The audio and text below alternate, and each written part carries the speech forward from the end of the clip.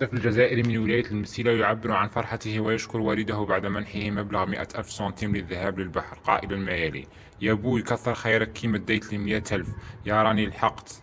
هذا الفيديو أثر في الكثير من الجزائريين، واعتبروا هذا الأمر تتمثل فيه بساطة هذا الطفل. أبسط الأشياء تعد سعادة عند البعض وتبقى عالقة في كل أذهانهم. ما رأيكم؟